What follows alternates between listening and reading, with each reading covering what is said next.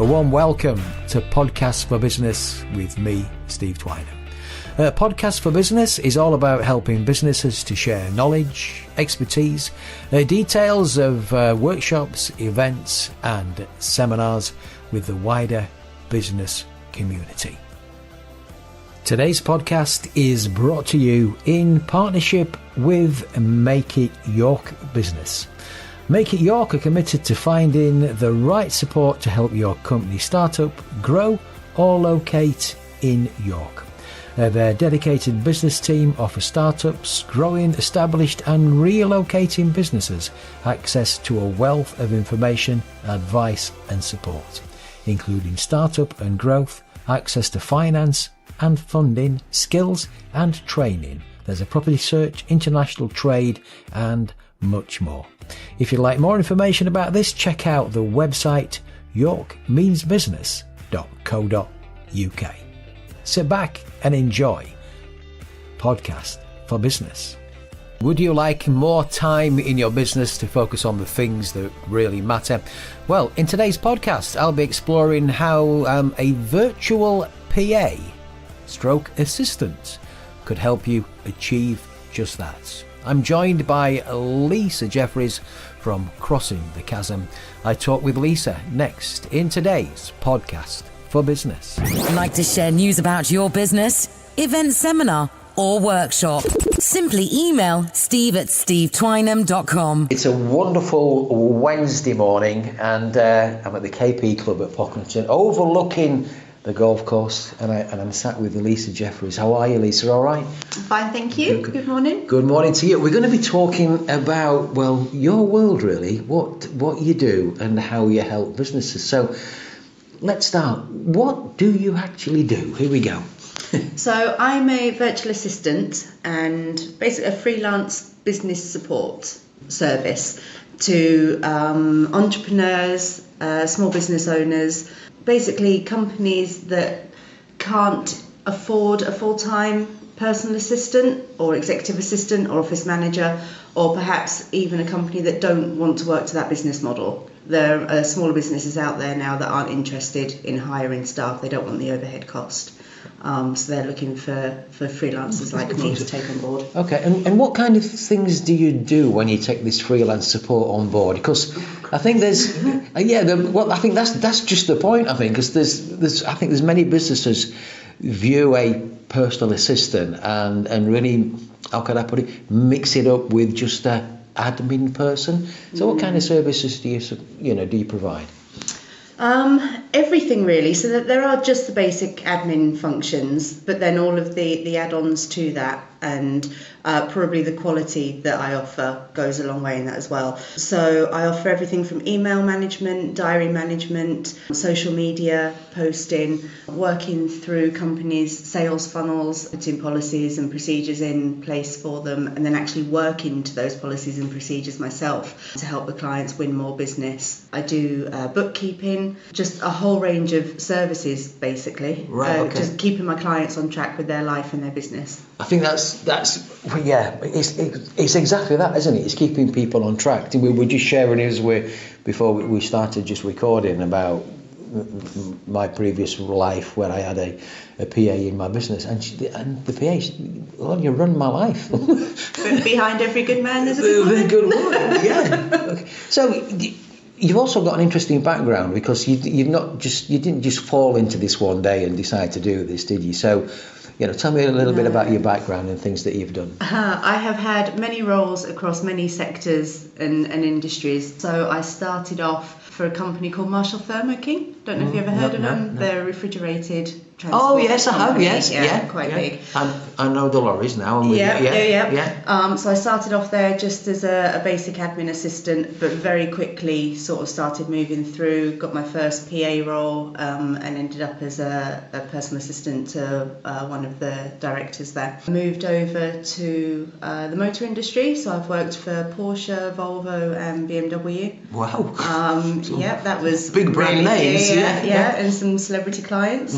I then moved into pharmaceuticals, worked for a large multinational, multi-million-dollar company, pharmaceutical company down in Cambridge. Loved it there. Again, started getting in more into events there as well. So I was a sales and marketing administrator, reporting as a PA to the sales and marketing director, but also picking up events. And from there, it's just sort of grown. So I carried on in pharmaceuticals. I've done property. I've worked for high net worth individuals, all sorts. Wow, what a very interesting background. So if somebody's out there and they need events organising, you're there again, aren't you? Yeah, it's always been part of my role, regardless of what my job title has been. I've been an administrator, office manager, studio manager, personal assistant, executive assistant. Again, a whole range of titles, but within that, there's always been the same core services, and it's always been a high-level support function with event management thrown in. So I guess you meet some really, without sort of breaking any confidentiality, you'll work across various sectors and meet some interesting people.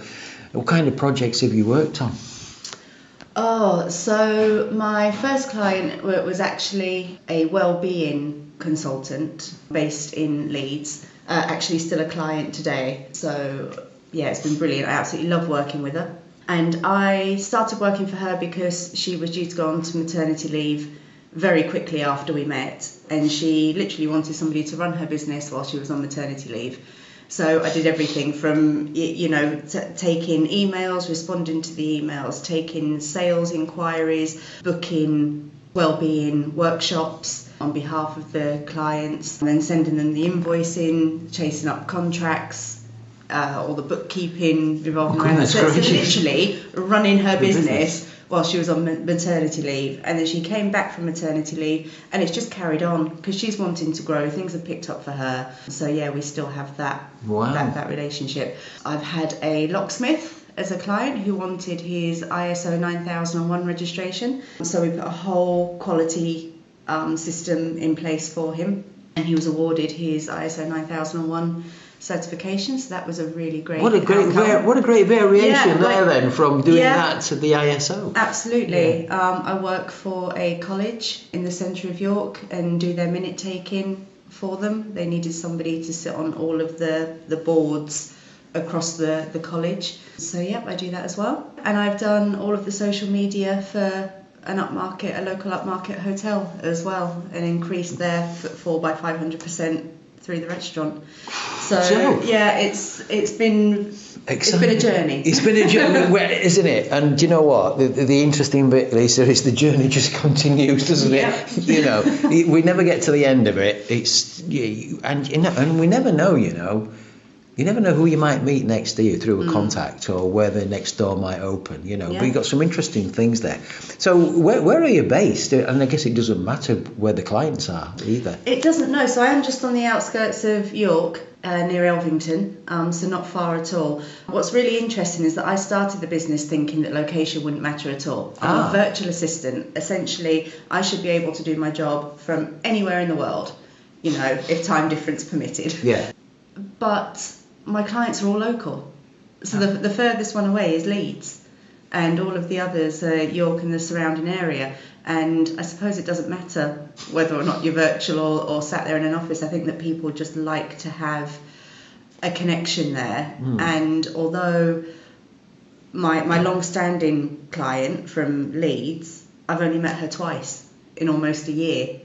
So it's not like we're seeing each other every week. There's not the need to do that. But I think they find the fact that I'm local a bit of a comfort blanket. Yeah. Do you work on a retainer basis? Do you work on a by pro rata job basis? How does it work for the client? Yeah, a bit of everything. So the majority of my clients are on a retainer basis, so they pay for a set number of hours a month, and I deliver the work within those hours. If it's approaching the end of the month and it looks like I'm going to go over or I'm going to be under, then we have a conversation about whether or not they want to increase the number of hours for that month, or whether or not they just want me to put a hold on things and pick it up afresh, or if actually they want to drop down a package. If we're regularly not getting through the hours on a monthly basis, then I would advise them to drop down. And it's always easier to add on.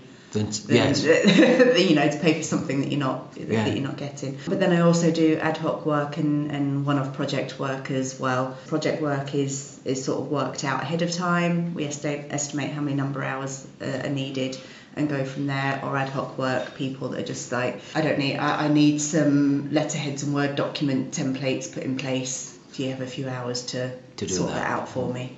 And okay. That's done as a one-off. Awesome. Okay, so you're very flexible then. I am very flexible. Very flexible, yes. but that's the great thing as well, because basically I think companies are looking for more flexibility from the services that they employ nowadays. It's very expensive hiring staff, especially now. I know the national minimum wage has gone up again, and also pension percentages have gone up again. So employers are always being asked to pay more money to hire staff. You've got the recruitment costs and everything else on top of that as well, training, holiday pay, sick pay, and all the rest of it. So the beauty about me and my job is that you hire me as and when you need me. You don't pay any type of perks or anything like that. And there's a lot of people that I've spoken to recently who are actually restructuring their small businesses to look at that type of business model as well. So there's a lady that I've recently started working with who before Christmas had 10 members of staff in the centre of Leeds in a beautiful office. And actually a few things happened there, and she was like, you know what, why do I actually need physical space? I can work from home. I don't need to employ these staff. I can take everybody on as a freelance basis. So she just totally slashed all of her overheads, but she's delivering the same service. And I just think it makes more sense in a lot of ways. Yeah. So how can people get in touch with you then? I do have a website, although I'm hoping to have that redone shortly. I do apologise for anybody that clicks on the website at the moment. It does need some updating. I'm on social media, Facebook, Instagram, LinkedIn, all of those lovely platforms. Yeah, call, email, text, WhatsApp.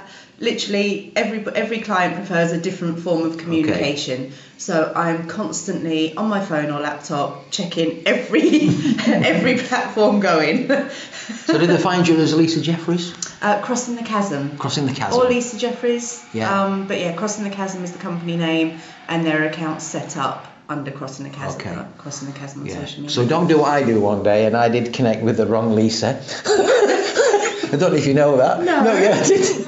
I think it's early days when we were looking to do this podcast. Yeah. And I sent this message, and because I didn't look too much, I just thought, oh, there's Lisa. Hit the button. Bing. I think you may have got the wrong Lisa. Right. Okay. So there you go. It does happen. Look, thanks for joining us anyway today. Thank you very much. Whatever you're doing for the rest of the day, have a good one. Thank you very much.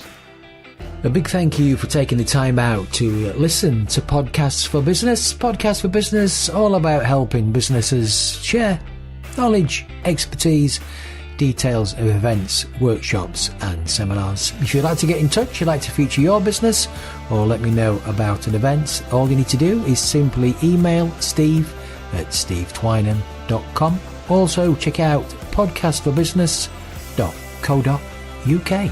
Podcast for Business is produced and presented by Steve Twynham. Copyright applies.